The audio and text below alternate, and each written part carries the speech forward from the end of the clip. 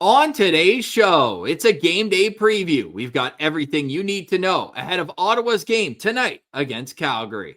And Jordan Spence is finally back in the lineup. This is Brady Tkachuk, and you're listening to the Locked On Senators podcast. Your Locked On Senators, your daily podcast on the Ottawa Senators.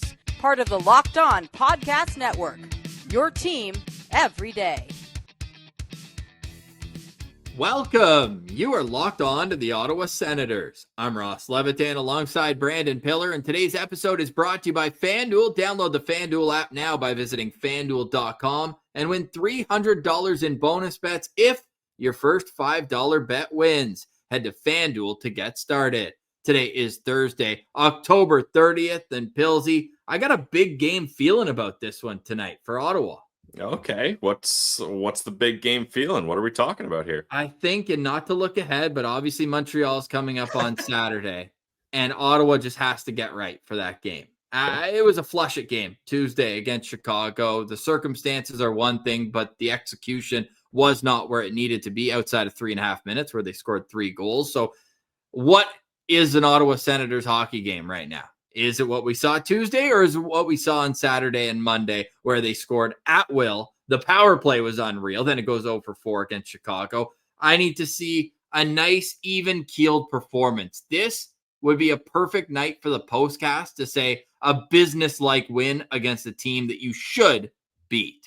Yeah, I think the Ottawa Senators, Ross, are somewhere in between their 7-goal performances and allowing 7 goals against the Chicago Blackhawks. Like, that's probably a more realistic approach. And look, this is a Calgary Flames team that is literally last place in the league with only 5 points in 11 games, a 2-8-1 record, going 1-8-1 in their last 10 games. We're going to get into some of their other stats a little later on as we preview this game, but there's no reason, no excuse, no explanation for the Ottawa Senators not finding a way to win this game.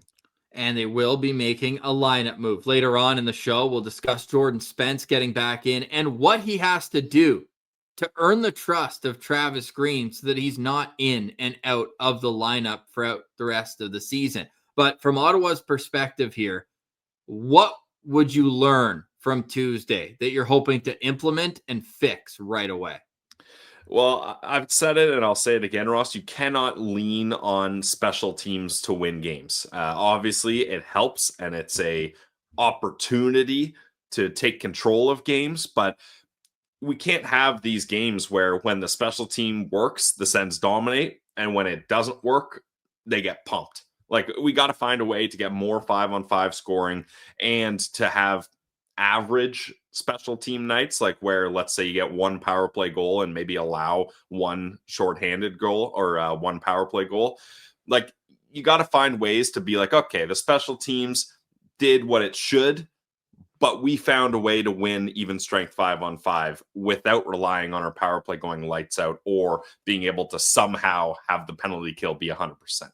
The Sens are still 3-1-1 in their last 5 home games at the CTC, so friendly confines. And of course, Monday's game went about as well as it could have gone, pulling away in the third period and really making a mockery of the Boston Bruins. But is it too much to ask to score the first goal in the game? Probably, let's be honest. I mean, the Sens just aren't able to do that. Honestly, Ross, I think we should start with, let's have the Ottawa or the opponents not score on the first 2 shots. Let's make it to 3, 4, and maybe even 5 shots with allowing a goal, because when you get down that early, that quickly, it's so demoralizing. And then I know coaches and players will say, we don't change the way we play based on the score, but inherently you can't help but change how you play, whether you have the lead, tied, or are trailing. So let's find a way to at least be tied within the first 5 minutes, first 5 shots. Let's start with that. I think the reason why it's such a storyline for me is that last year the Senators were the best team in the National Hockey League when scoring the first goal. It was an even split, by the way. They scored the first and allowed the first in 41 games each last year. Perfectly even. But when Ottawa scored first last season, they were 35-6-0. Unbelievable record. This year, they've only scored first twice, and they're 1-1, just like that. But you know what? I'll take it. I just need to see them score first, get the crowd involved, get everybody knowing that, hey, we can do this. We're a good hockey team. We don't need to be chasing the game. Get into our system that Travis Green has going, where it's like that system works a lot better when you're up a goal when you're up a goal or two than when you're down. It's very much, let's lock it down. Let's play it safe, play with speed, forecheck, all that. But at the same time, it's just such a tall hill that you're creating for yourself for no reason. And you don't want that seed of doubt to come in either tonight, because Calgary's looking for anything to build off of. If it's a nice play, a power play goal, a shorthanded opportunity, they're looking for anything to rally around right now, and you can't give them any of it. Yeah, this is the most desperate team in hockey, I would say, because although Calgary is not really in win now contention mode, I think they're trying to climb out of a rebuild rather than dig deeper into a rebuild right now. And you can see that with the moves that they've made in the offseason and the signings and extensions they've had. But ironically, for a team that's young and up and coming in the forward position, defense position, and in goal, they're sitting out 3 of their top players in all of those areas. Yeah, and we'll get more into that when we talk about the Calgary Flames lines, but it's shocking to me how they're treating their younger players right now. And they are a middle of the pack. They're the 10th youngest team in the National Hockey League right now, but they've got good prospects coming. It almost kind of feels like they're trying to retool more than rebuild, because they've got the Hubertos and the Kadris of the world on their top line, the Uyghurs on the back end. These are good hockey players, but they just haven't been able to build off of having a goalie. Dustin Wolf's been outstanding for them last year, was, I believe, the 3rd finalist for the Rookie of the Year with Celebrini and Hudson. And he started 9 of 10 games so far this season, which means Ottawa's going to get a backup goalie tonight in Devin Cooley, who was good in the game he appeared in against the Vegas Golden Knights. But Devin Cooley can't be the reason why Calgary wins this game. He can't. You have to be able to get to your game plan early on. I need the big boys to come through again tonight. I'm not looking at you, Drake. You've done your job these last couple of games after we wanted to get the goose egg Timmy out. too. Timmy's been great as well. I'm looking who are you looking at then if we're talking about the big boys? Because Jake Sanderson's been racking up points too. So who are we talking about? Well, when you score 14 goals in 2 games, Pillsy, you're going to rack up some points. But there's one player, and we've all been excited about him. We think he's playing great. But Dylan Cousins 5-on-5 tonight is going to be a storyline for me, because I don't know what line he's going to match up against, whether it's Kadri or Backlund. Those are 2 veteran centers down the middle that are defense first and are very annoying to play against. I want to see Dylan Cousins battle through and have a really, really nice night tonight. So that's going to be one of the keys that I'm watching for. I feel like his name was kind of mentioned around the Flames when he was in rumor mill for like 2 or 3 years. Cousins was, and there were some other teams that were interested in him. I feel like Calgary might have been one, because we always hear Calgary, oh, they want Shane Pinto. Well, yeah, 31 other teams want Shane Pinto. So good luck on your way. Thank you very much. Tonight, though, all about the Ottawa Senators. How are you going to start this game? How are you going to play at 5-on-5? Can you draw more power plays than the other team? Ottawa's been very good at that over the last number of years, but make them pay. Don't go 0-for-4 and allow your opponent to go 1-for-1. These are simple tasks where if you just lay the brick, I think Ottawa comes out with 2 points tonight. But you can't overlook the Calgary Flames. Individually, they have good players that could pop off at any time. They've just been in quite the rut to start the season. So all due respect, Flames Nation, we like you guys. But tonight, I hope it's status quo from what we've seen the last number of games. Yeah, we got to get a regulation win here. And I know, Ross, you're looking ahead to Saturday's game. That's the more important game. But you got to bear down and take care of business, because coming off a 7-3 loss to the Chicago Blackhawks, albeit the Blackhawks are finding their groove right now, and Connor Bedard had an amazing game. But you can't play 2, I hate to say it, but bottom feeder teams like those guys and come out with 2 losses. You have to get a regulation win at home. And it's a good thing they're not wearing their red jerseys tonight, Ross, because the number one feedback from people that aren't Sens fans are those are just Calgary Flames jerseys. And I didn't really notice it till they mentioned it. But then the other night when they were wearing them, I was like, yeah, okay, I kind of see it. Like, obviously the gold trim changes it up, but on the broadcast, if you think Calgary Flames and you look at those jerseys, they are very similar. So good thing we're not confusing anyone tonight. Well, I've got news for them. If those people think the Sens jerseys look like Calgary Flames jerseys, wait until they see PWHL Ottawa Charge jerseys, which the logo is literally the Calgary Flames logo. Yeah, and another one like that is Pittsburgh's jerseys. Those are Nashville jerseys. Every time I see those on the ice, I'm like, oh, the Nashville Predators playing? No, that's Pittsburgh. Yeah, well, they play each other in the Stanley Cup final, and in that year that we don't want to talk about, but that is a very tight jersey matchup there too. Tonight, though, Ottawa's hoping to continue a stretch of dominance over the Calgary Flames. The Senators won both games last season. You'll remember Brady Tkachuk's overtime goal in Calgary after he lost his teeth on a high stick. And you will also remember the game the day my daughter was born. It was the slump buster night, Amazon Prime's first broadcast of the Senators, and they needed that win so badly. They got it, and they carried that momentum pretty much throughout the season. Ottawa had come off 5 straight losses before that. If you want to have a laugh, go watch our postcast from after the Vancouver game. That was the game before the Calgary one early last year, and that changed the whole direction, really, of the team, that 4-3 win by Ottawa, where Calgary made it close late, but Ottawa was able to hang on. The Sens went 37-19-6 in their final 62 games after that, top 5 in the National Hockey League. So can this be a jumping off point for the Sens? Gotta hope so. We'll have a full preview, lineup notes, keys to victory next. You're listening to Locked On Senators, your team every day. Today's episode is brought to you by our friends over at FanDuel. Guys, the NFL, NHL, and World Series are here, and FanDuel's making sure you're ready for every kickoff, puck drop, and first pitch with a can't-miss offer. Right now, new customers can bet just $5, and if your bet wins, you'll get $300 in bonus bets to use across the app.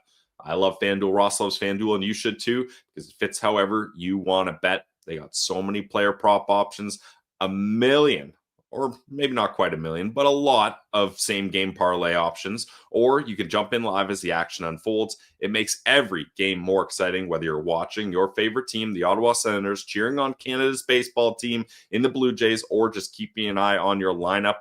And if you want to head to FanDuel to bet on this game, Sens Flames, the Sens are favorites, of course, minus 176. The over-under is set at 6.5. So if you're going to do it on FanDuel. It's quick, easy, and the best way to add a little more energy to all your favorite sporting events. So if you're ready to play, what are you waiting for? Download the FanDuel app now by visiting FanDuel.com to get started. That's FanDuel.com to place your first $5 bet.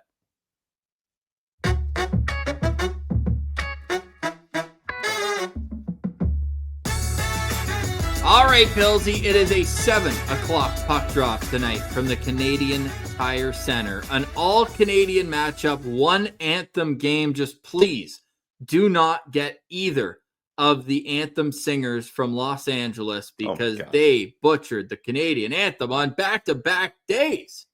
You should get fined by the government of Canada if you butcher the Canadian anthem. I'm serious. Like, couple tariffs? Yeah, slap with some tariffs on iTunes or whatever. But you cannot butcher anthems like that. Like, if you're an anthem singer, do your research, do your prep, watch how Lyndon Slewage sings the national anthem and do it like that. I was just going to say, Lyndon Slewage is a phone call away, and he would rock the house. Bring him to Toronto for Game 6. My goodness. Get him all dressed up in the RCMP gear, and I need the little salute, wink, thumbs up, blow a kiss. Let's go. Senators minus 176 favorites tonight against the Calgary Flames at home. Calgary's plus 146 on the money line, and I'm looking at an anytime goal for Dylan Cousins at plus 230, as I alluded to in our last segment. we also alluded to a lineup change. So let's take a look at how the Ottawa Senators are expected to roll out. They just finished up their morning skate. Travis Green spoke to the media, and here is the latest. The top line doesn't change. Tim Stützle centering Nick Cousins and Drake Batherson. Then it's Dylan Cousins with Ridley Gregg and David Perron. Shane Pinto between Michael Amadio and Claude Giroux. And the fourth line, Lars Eller with Curtis McDermott and Fabian Zetterlund. On the back end, Jake Sanderson with Artem Zub, Thomas Chabot with Nick Jensen, Tyler Klevin with Jordan Spence, and Linus Ullmark starts in goal. Pilsy, let's start with the goaltending conversation because we're hearing the comments. People are very upset that we're only giving 20% of the blame from the Chicago game to Linus Ullmark. The numbers are brutal, and I think there may have been a bit of miscommunication by us, that we were excusing his performances throughout the season, which had gotten better, but he currently has the worst goals saved above expected in the National Hockey League. He's allowed almost 8 goals more than what would be expected based on the quality of chances and the advanced analytics. What does he need to do to catch a rhythm here? Well, this leads perfectly into my locked on player because number 35 is my locked on player tonight. If the Ottawa Senators are going to win this game and win it in regulation like we expect, Ullmark has to be better. Now, I think you're right. I think people maybe were so upset and emotional of that 7-3 Blackhawks loss that when they saw us put up a graphic with Linus Ullmark that said not to blame, they were like, this guy's the worst. Look at these stats. He's the worst. He's got to be better. He makes $8.25 million. All correct, all valid points. We were simply going over all the goals that he let in and said, look, a lot of these are screenshots, good goals, deflections, things like that. You want your goal to be better, but we can't just put all the blame on Ullmark on that game. The team overall had to have a better performance, and Ullmark's going to have to find a way to be better because he just has not been good enough. There's no way around that. Even as a hashtag goalie friendly show, we cannot spin zone ourselves into saying that Ullmark has been good enough this year because he has not been. I mean, like when you have a goalie, I don't care how much they make. I don't care if they've won a Vezina or not. I don't care how old they are, how experienced they are. A goalie that in 9 games has a 344 goals against and an 858 save percentage, that ain't going to cut it. You're not going to win a lot of hockey games like that. So I need Ullmark to not be so deep in his net. That's been a big thing, is how deep he is in his net, because we saw Mike Kelly post the stat of goalies' save percentage when they're screened. And if you're screened, there's not a lot you can do. But the one thing you can do is try to be in a position where, okay, I can't see it, but I've placed myself in a spot where even if I can't see it, the likelihood that it's going to hit me is higher. And Linus Ullmark is a big goalie. All he needs to do is position himself better, and a lot more of those pucks are going to end up hitting him, even if he can't quite see it. So that's a big thing I'm going to be looking for Ullmark here. And the Calgary Flames penalty or power play is one of the worst in the league. Actually, it's 31st out of 32, sitting at 11.4%. So the penalty kill needs to be good today. And the best way for that to happen, goalie is your number one penalty killer. Let's see Ullmark shut the door if and when the Calgary Flames have any power play opportunities. My locked on player to watch tonight is going to be Shane Pinto. I'll mix it up from Dylan Cousins. You already know I'll be watching him. But with Shane Pinto, we know that he's not going to be an 82 goal scorer, which he was on pace for a little while ago. Hasn't scored as much. Obviously, Tuesday was not a night for him, but what he can do is still be a big contributor to the games. Now, he's got 1 goal in his last 5 games, right? Still 8-11 on the season, but I'm at the point now where I'm beyond the goal scoring for Shane Pinto. It was a fantastic run. If it happens more, happy, but I'll be content if he gets back to just being a shutdown defense first, third line center, because you're getting the offensive production now from Stützle and Cousins as well. Stützle especially red hot right now. So with Shane Pinto, now that those guys are contributing, yeah, you can too, but I want him to settle into a nice role with Amadio and Giroux. I'll be watching for him at both sides of the puck. Want to see the faceoffs be dominant in Ottawa's favor again. and I need to see the penalty kill aggressive. And Pinto's obviously a big part of that, and he's getting some power play time too. So I'll keep my eye on Shane Pinto against the Flames tonight. And partly I was going to do a Long Island connection because his buddy he trains with in the offseason, Matt Coronado, is supposed to be a big-time player for the Calgary Flames, but we'll tell you why it's not going to matter tonight. Shane Pinto, my locked-on player. I like it. Yep, let's keep Shane Pinto going here. And with the Ottawa Senators at home, Travis Green's going to get the opportunity to match the lines however he sees fit. I wouldn't be surprised, Ross, if we see Pinto, Amadio, and Giroux lined up against the Calgary Flames top line a bunch this game as well. Yeah, and the Calgary Flames are one of 9 teams, including Utah, that Shane Pinto has yet to score a goal against. Wow. So maybe tonight could be that night. The Ottawa Senators come into tonight's game with a 38, or sorry, I was looking at the wrong column there. The Ottawa Senators have scored 40 goals on the season. They've allowed 44, which is an average of 4 goals against per game. Obviously something that needs to be cleaned up in a hurry, but Calgary's not much better. Calgary allows 3.5 goals per game, and they only score a shade more than 2. So offensively, anemic, as you alluded to. The power plays, Ottawa's sitting second in the league. Minnesota's got them beat by 0.1%. Meanwhile, Calgary's power play is not great either, as you alluded to, 31st. Their penalty kill, it's all right. It's 75%. I mean, that's 21st, but it's all right when you compare it to Ottawa's 63.6%. How will it all shake out in tonight's game? Well, after it happens, you can find us in the postcast live on YouTube, and it's also available wherever you get your podcasts afterwards. So stay tuned on your favorite podcast platform. I know there will be some that are coming in to watch the Sens tonight that maybe took the last couple of games off with the World Series going on. Well, it's an off night tonight in the World Series, so get dialed in for Senators hockey. It's one of a few games in the National Hockey League tonight. We'll get to the out-of-town scoreboard right before we wrap up the show, but the Flames lines are next, and what does Jordan Spence need to do to stay in the lineup? You're listening to Locked On Senators, your team every day. Today's episode is also brought to you by our friends over at Monarch. Let's be honest, guys. Most of us can't name all of our financial accounts, let alone what they're worth.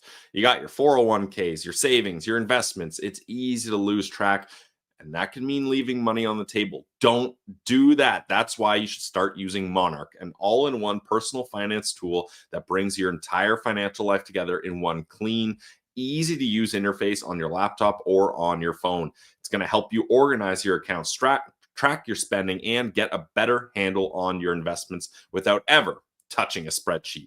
You're going to love that you can review everything with your partner, see your shared goals, and make better financial decisions together. Monarch's got visual dashboards and smart tools that make it so much easier to understand where your money's going and how to make it work harder for you. So in this economy, don't let financial opportunities slip through the cracks. Use code LOCKEDONNHL at monarch.com for 50% off your first year. That's monarch.com, code LOCKEDONNHL for half off your first year.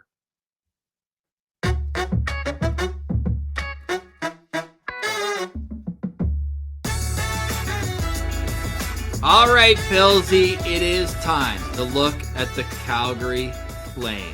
The team that Ottawa has done well against since the All-Canadian division in the last 7 games. So since 2022, the Senators are 5-2-0 against the Flames. The Senators' power play has gone 4 for 31 during that time, so not great. They've allowed 4 power play goals on 17 opportunities. They're a +2 goal differential, so even though they're 5-2 in their last 7, they're always close games between the Sens and the Flames. The Flames, though, it's not the same team as it was at the start of that run. They had such a good team, man. I'm surprised they didn't get further when they had the late, great Johnny Gaudreau. They had Matthew Tkachuk. They had Sam Bennett. Elias Lindholm was lighting it up with them.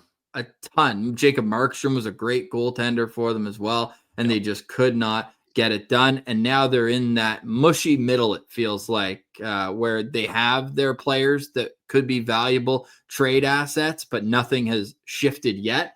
So they're still in that either early stage of a rebuild or still in a retool where they do have some young prospects. Zane Parekh made the team out of camp, but now all of a sudden he's a healthy scratch. So too is Matt Coronato. That's really the big story here with the Flames lineup is Matt Coronato, who was 4th on the team in scoring last year. He had 24 goals, almost 50 points. He did have 50 points, rather. Signed a massive extension, too.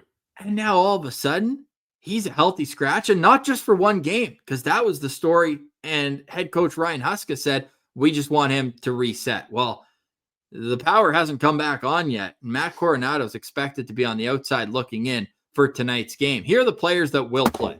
Nazem Kadri, top line center, between Jonathan Huberdeau and Morgan Frost. The follow-up line is Michael Backlund with Samuel Honzek and Blake Coleman.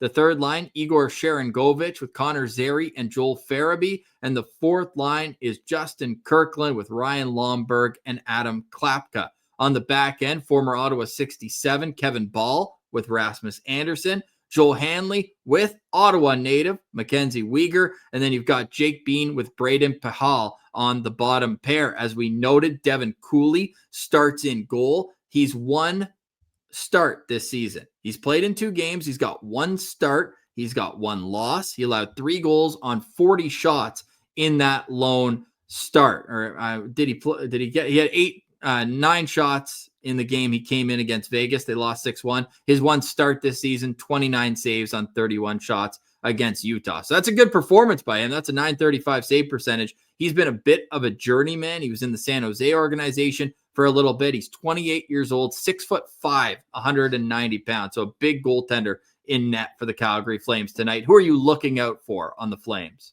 I'm going to be looking out for number 10, Jonathan Huberdeau. And I know this is not the same Huberdeau as when he was with the Florida Panthers. When he finished off with the Florida Panthers, 115 points in 2021, 2022, then was the main piece in, or at least one of them, I guess Mackenzie Weegar also a big piece, but in the Matthew Tkachuk trade.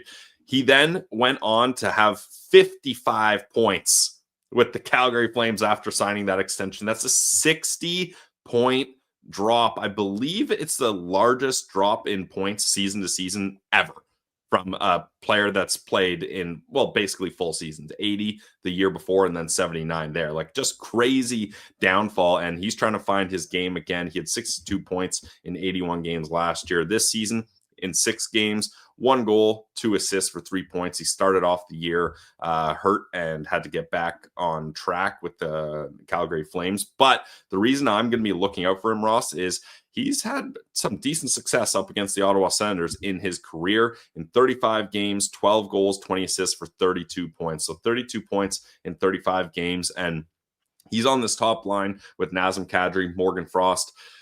This is going to be a dangerous line. I know that this is a last place Calgary Flames team, but I would like to see Shane Pinto's checking line go up against these 3 every time they're able to. And Morgan Frost scored a goal against Toronto. Kind of a cool side note. His dad used to be the PA announcer for the Toronto Maple Leafs. So his son scoring a goal in that building. I'm sure his old man was doing the goal scored by number 16, Morgan Frost, at home as he was watching that game. Yeah. But for my lookout player, I'm going to go with Joel Farabee because I'm surprised that it hasn't worked out for him at the level I believed it would when he was selected by the Philadelphia Flyers in the first round in 2018. We were obviously very well versed in that draft, probably the first one that we were super dialed in on with Ottawa having the 4th overall pick. We knew that Joel Farabee wasn't going to be in that range, but he goes 14th overall, and he started out great. His second season, he had 20 goals, and then it climbed up. He got to 50 points, and then all of a sudden, it just hit a wall in Philadelphia that following season. He gets traded mid-season to Calgary, and stop me if you've heard this before, scorer struggles after trade mid-season. The Fabian Zetterlund effect. After the trade, he had 3 goals and 3 assists in 31 games with Calgary.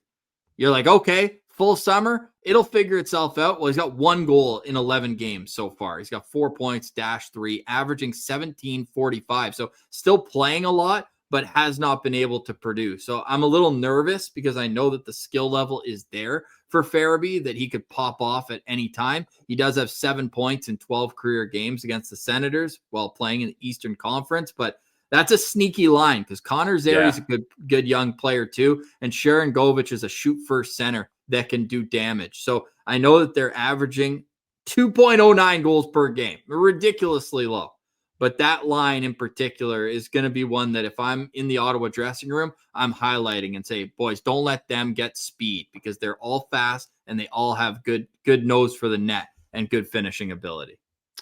Yeah, I think I would like Timmy's line to go up against that line, and then the Dylan Cousins line going up against Backlund's line. I think that would be how I would match it up. That'd be heavy hockey both ways because Honzek and Coleman, those are big wingers. That's why I want that second line up against them. You get a little more size with Perron there. And if you're looking at why Curtis McDermott was in the lineup, Pilsy, you noted that Adam Klapka is also an enormous human being.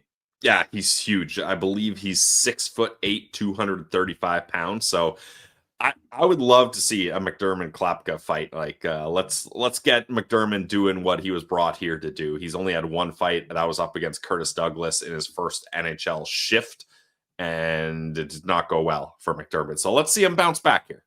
And Kevin Ball is also typically a willing customer. Ottawa hockey fans will remember him from the 67s, but he is 6'6", 230. So they've got some big boys sprinkled throughout their lineup, but probably the most rambunctious is the little guy, the Stanley Cup champion. Ryan Lomberg signed a big ticket after the first Stanley Cup win for the back-to-back Florida Panthers. We'll see how he fits in. Of course, a lot of people at the rink are going to be rooting for Mackenzie Weegar. I still think there's lots of Sens fans that think some way, somehow he will end up playing in Ottawa during his career. Just an all-time vibes guy there. But the big story, as we alluded to off the top, is the fact that their extras are Matt Coronato and Zane Parekh. Arguably, two of their top 5 most talented players in terms of pure skill. Parekh, it might be a little early to say that at 19, 20 years old, but Matt Coronato, he finished 4th on this team in scoring last year. So that tells the story. And Pospisil is out of the lineup. Every time he plays against Ottawa, he's doing something greasy. So I'm happy to see that he's going to be, not happy to see he's hurt, but happy to see that he's out of the lineup and won't be able to inflict any damage throughout the Ottawa Senators. Pilsy, any keys to victory for tonight's game?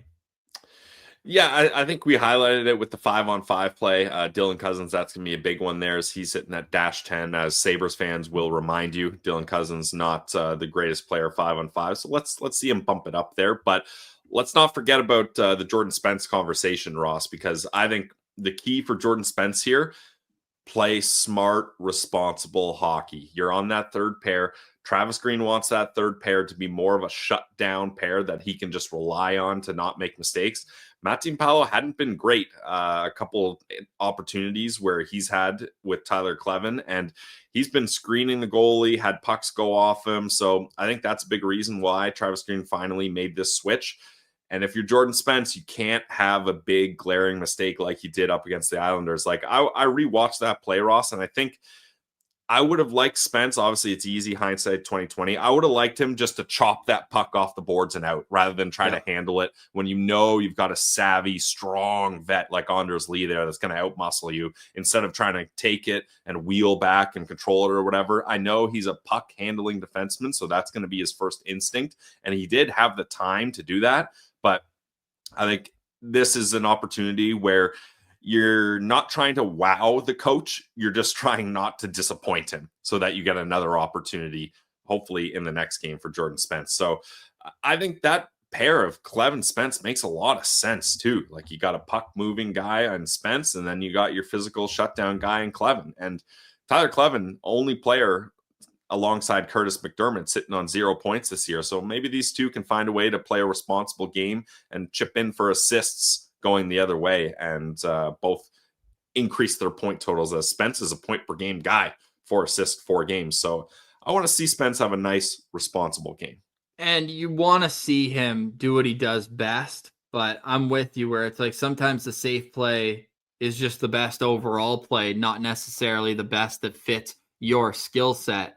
that play against Anders Lee, rewatching it right now, where it's like, yeah, if he just kind of tomahawk swings it, it's off the glass and out. And you have to be aware who's on the ice on the other team, because the Islanders, they're faster than they have been in the past, but they aren't typically the fastest team. Anders Lee is one of those guys, though. You have to be aware when he's barreling in. So it's just about kind of feeling out the sense of the game defensively for him, because when the puck's on his stick and he's going north, he's a great player. But how's he going to do when he's coming south, back for pucks, not get run into the boards? Eric Brandstrom syndrome, we'll call it, where this guy, you almost wanted to put one of those guardian caps on him that the NFL players wear, because he was taking huge hits all the time. This wasn't a huge hit. It was just an emotional hit, losing the game on a play with a minute left. So Spence, he's in the lineup for the first time since that game. The Senators have found ways to win in the meantime, obviously Tuesday with notwithstanding against Chicago. So fit in. Don't try to stand out. Fit in is my advice for Jordan Spence. But 8 shots on goal in the 4 games. He's averaging 18-26. So at least when he's in the lineup, it's not like he's sitting as a grocery stick in the middle of the bench just waiting for his turn. He's getting almost a third of the game. He's getting his feet under him. Now, some of that is score effects, where Ottawa has allowed the first goal in 9 of 11 games. And I'm going to go out and say most of those he was in the lineup for. I know it's 4 games. But they've been playing behind in a lot of the games. And when that was the case, we saw him move up with Shabbat. We saw him move up with Jake Sanderson, and we'll see what the coach decides tonight. Pilsy, any final thoughts on today's show? Yes, final thoughts for me is the Belleville Senators were in action last night, and they wanted to keep the good times rolling up against North Division rivals in the Rochester Americans. That did not go their way, though, as it was a 4-1 loss. A lot of shots against, though. Hunter Shepard had 39 shots against, made 35 saves, and Daou got on the board. And look who the assists are, Ross. My guy Borgo and Stephen Halliday, the disher. So Shocker. At least those guys continue to get going here. But tough one to stop the momentum that the Belleville Senators were working on, similar to the Ottawa Senators. Yeah, and you'll never guess this. The Sens allowed the first goal of the game. They also allowed the second goal of the game. They were trailing 2-0, and then Philip Daou scored late in that first period. Yeah, and that was all the offense they got. 1:07 into the second. Rochester took the lead. They're a good team, though. They're 6-2. Belleville 3-4-1 on the season. They'll be back in action this weekend, I believe, right? They've got 1 or 2 games this weekend. November 1st, they take on the Syracuse Crunch. So we'll keep an eye on how Belleville's prospects continue to develop. We'll also be keeping a close eye on anything happening today with the Ottawa Senators on Twitter at Sens Central. And you can subscribe to the YouTube channel to make sure you're ready for when we go live. It's a Ross and Martian postcast tonight. We're 7-2-1 in our last 10 postcasts, just the two of us, including the win over Philly last week. So we are hoping to keep that train rolling tonight against the Calgary Flames, and we're looking for some offensive performances for the Senators. Yeah, it'd be nice to score first and shut it down, but this could be one of those nights where it's a get-right game. That's kind of my theme for tonight, is a get-right game. So you're rocking into Saturday night at the Bell Center. Habs waiting for you. 3 days off for them since their last game, which was in Seattle. So fair enough, lots of travel, but probably an extra day off than the Sens would get coming back from their long trip. Ottawa's actually got their long break 3 days after the Habs game. So that's going to be, this is a get-right game, Pilsy, and that's an empty the tank game on Saturday night. Yeah, especially up against a Habs team that is red hot right now. I'm disgusted that we have to be so nice about the Habs on tomorrow's preview. But we'll save it for that, because I'm not going to be nice to them 2 days in a row. That goes against the contract that we signed here on the show. For today, though, we do say goodbye. Thank you so much for liking, watching, listening, and engaging with the show on social media and in the YouTube comments. Please leave a 5-star review if you're listening wherever you get your podcasts. For Brandon Piller, I'm Ross Levitan. Did I say that already? Nope. This has been another edition of Locked On Senators podcast, your team every day.